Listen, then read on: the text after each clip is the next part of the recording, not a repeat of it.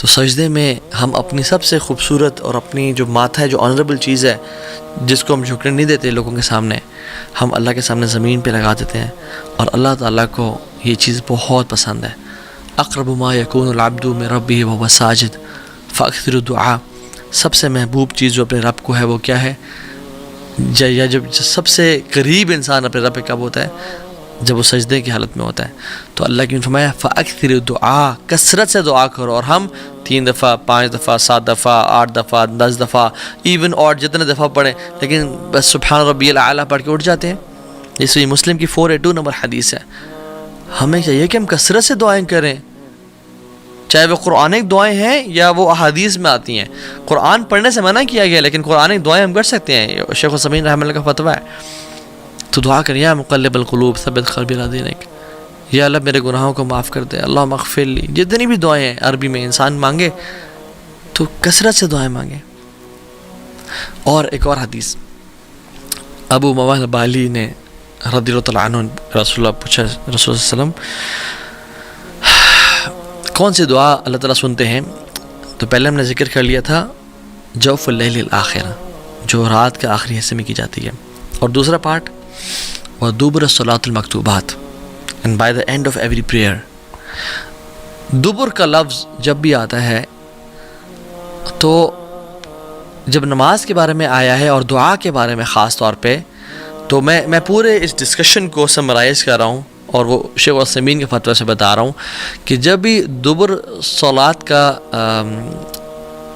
جو term use کی گئی ہے، تو جب دعا کی بات ہو رہی ہے تو وہ نماز میں سلام پھیرنے سے پہلے کی بات ہو رہی ہے، اور جب اذکار کی بات ہو رہی ہے، جیسے اللہ کے نبی صلی اللہ علیہ وسلم نے اپنے ایک صحابی رسول کو، معاذ بن جبل کو فرمایا کہ میں تم سے بڑی محبت کرتا ہوں، تو تم فی دبر الصلاۃ یعنی نماز کے آخر میں یہ پڑھا کرو اللہم اعنی علی ذکرک و شکرک و حسن عبادتک۔ اب چونکہ یہ ذکر ہے تو اس سے مراد نماز کے فوراً بعد، اور جب اللہ کے نبی صلی اللہ علیہ وسلم دعا کی بات کریں تو یعنی نماز سے بالکل سلام پھیرنے سے پہلے۔ یہ شیخ عثیمین نے اس پوری ڈسکشن کو سمرائز کیا رحمہ اللہ، کیونکہ قرآن میں بھی آتا ہے نا کہ فَإِذَا قَضَيْتُمُ الصَّلَاةَ فَاذْكُرُوا اللَّهَ، جب تم نماز ختم کر دو اللہ کا ذکر کرو، ذکر از آفٹر صلاح، اور بہت سارے اذکار میں دعائیں بھی ہیں ڈیفینیٹلی، ٹھیک ہے۔ سو کہنے کا مطلب یہ ہے کہ the irony is and ایک جو عجیب بات ہے وہ یہ ہے کہ ہم جو تشہد میں کا آخری حصہ ہے اس میں ہم بس ایک دعا پڑھ کے سلام پھیر دیتے ہیں۔ We are missing a lot on this opportunity۔ رسول اللہ صلی اللہ علیہ وسلم نے فرمایا کہ اس وقت میں جو تمہیں دعا پسند آتی ہے تم وہ کرو۔ عام طور پہ ہمارے ٹرینڈ بنا ہوا ہے کہ ہم وہ ایک دعا جو ہے رٹی رٹائی رب اجعلنی مقیم الصلاۃ ومن ذریتی، یہ کر سکتے ہیں، لیکن اور بھی تو مانگیں۔ اللہ کے نبی نے فرمایا کہ 4 چیزوں سے پناہ مانگو، قبر کے عذاب سے، موت کے عذاب یعنی زندگی موت کے عذاب سے، جہنم کے عذاب سے، اور دجال کے فتنے سے پناہ مانگو۔ اس طرح کی جتنی دعائیں آپ کر سکتے ہیں کریں، جو دعا چاہتے ہیں آپ سلام پھیرنے سے پہلے کریں۔ اور ہمارے سب کانٹیننٹ میں ایک عجیب سی بات آئرنی یہ ہے کہ سلام پھیرنے سے پہلے ہم دعا نہیں کرتے، اور سلام پھیرنے کے بعد اجتماعی سب لوگ ہاتھ کھڑے کر دیتے ہیں، جو کہ صحابہ کرام کے دور میں نہیں ہوا کرتا تھا۔ اجتماعی دعا ہاتھ کھڑے کر کے کر رہے ہیں، نہیں، وہ دعائیں سلام پھیرنے سے پہلے کیا کرتے تھے، اور سلام پھیرنے کے بعد اذکار جن میں کچھ دعائیں بھی ہیں، اللہم اعنی علی ذکرک و شکرک و حسن عبادتک، اللہ اکبر، استغفر اللہ استغفر اللہ استغفر اللہ، اللہم انت السلام و منک السلام تبارکت یا ذا الجلال والاکرام، اور آیت الکرسی اور باقی اذکار۔ This should be done before سلام، اور دعائیں کریں کثرت سے۔ اور اس کے بعد دیکھیں، اگر میں آپ سے سوال پوچھوں کہ نماز کے بعد، نماز کے سلام پھیرنے کے فوراً بعد دعا کرنا افضل ہے، قرآن پڑھنا افضل ہے، یا اذکار کرنا افضل ہے، تو شاید آپ اسے کہیں ہاں قرآن پڑھنا افضل ہے شاید، تو صحیح آنسر یہ ہے کہ اذکار کرنا سب سے زیادہ افضل ہے۔ کیوں؟ کیونکہ سنت سے ثابت ہوتے ہیں نماز کے بعد اذکار کرنا، اور جب اپنے اذکار کر لیے اس کے بعد بے شک آپ دعا کریں یا قرآن کی تلاوت کریں یا جو مرضی کرنا کریں۔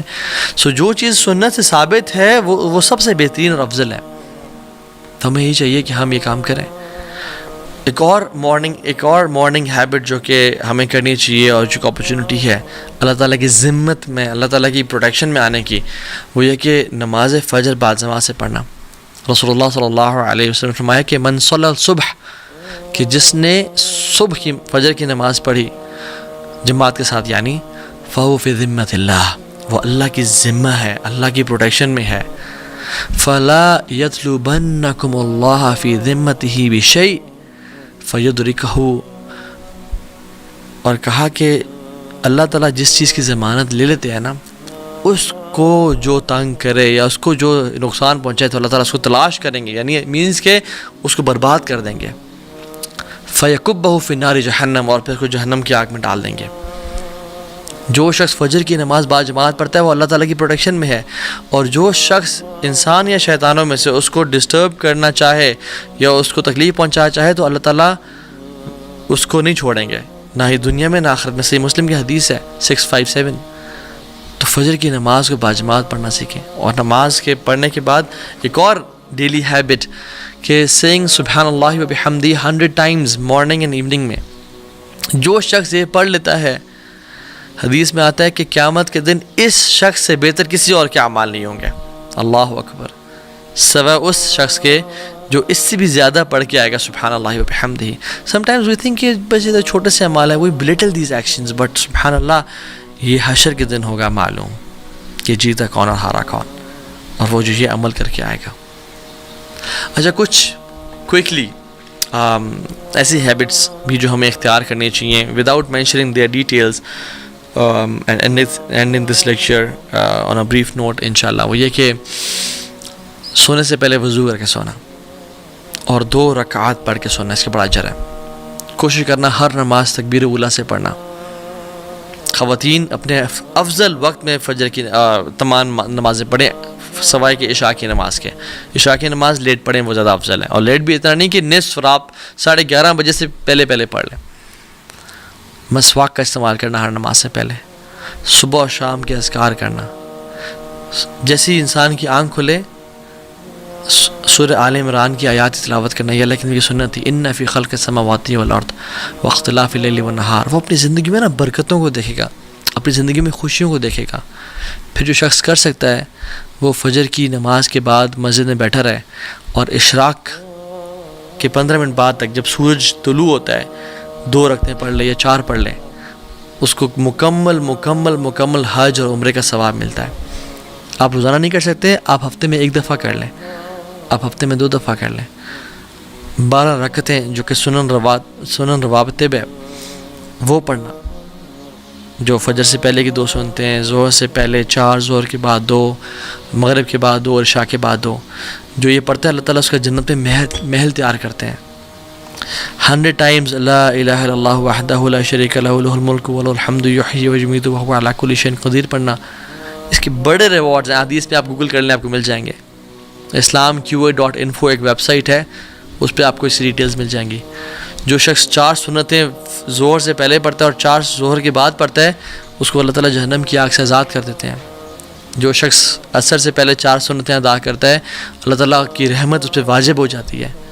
جو شخص عشاء کے بعد 4 سنتیں، ویسے سنتیں یوزلی 2 کر کے ہوتی ہیں، ٹھیک ہے، مثنا 2 کر کے، لیکن جو عشاء کے بعد 4 سنتیں اکٹھی پڑھتا ہے، یعنی 2 کے بعد سلام پھیرے بغیر 4 کے بعد سلام پھیرتا ہے، یعنی 4 اکٹھی پڑھتا ہے.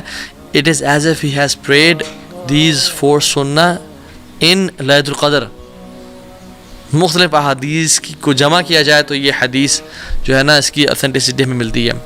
بہت ساری ضعیف روایت بھی ہیں مگر وہ حسن لغیری کے درجے تک، اور محدثین نے اس کی یہ بیان کیا کہ یہ جائز ہو جاتی ہے.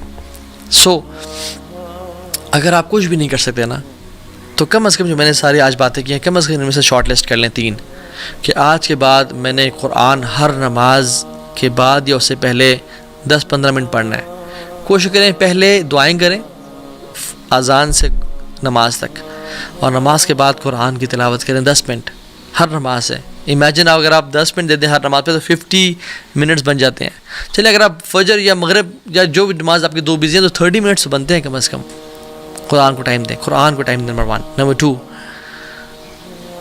آپ تہجد کی نماز اپنے آپ پہ لازم کر لیں. نمبر 3، جو مرد ہیں وہ باجماعت نماز کو، اور خواتین اول وقت میں نماز کو پڑھنے کا ارادہ کریں. کم از کم ڈیلی 3 رول تو اپنا سیٹ کر لیں. جو 5 کر سکتا ہے وہ 5 کرے، اور جو میں نے بہت ساری بتایا جو یہ سب کر سکتا ہے وہ سب کرے، لیکن at least start with something. اور اللہ تعالیٰ سے مدد کی دعا کریں، اور یہ دعا کریں اللہم انی اسألک فعل الخیرات، یا اللہ میں تجھ سے نیکیوں کا سوال کرتا ہوں، خیر کا سوال کرتا ہوں، وترک المنکرات، اور میں گناہوں کو چھوڑنے کا سوال کرتا ہوں، وحب المساکین ان تغفر لی وترحمنی، اور مساکین سے محبت کا سوال کرتا ہوں تاکہ تو مجھ پہ رحم کرے اور مجھے معاف کر دیں۔ اور ایک اور بڑی کمال کی دعا، اللہم اصلح لی دینی الذی عصمت امری واصلح لی دنیای التی فیہا معاشی واصلح لی آخرتی التی فیہا معادی۔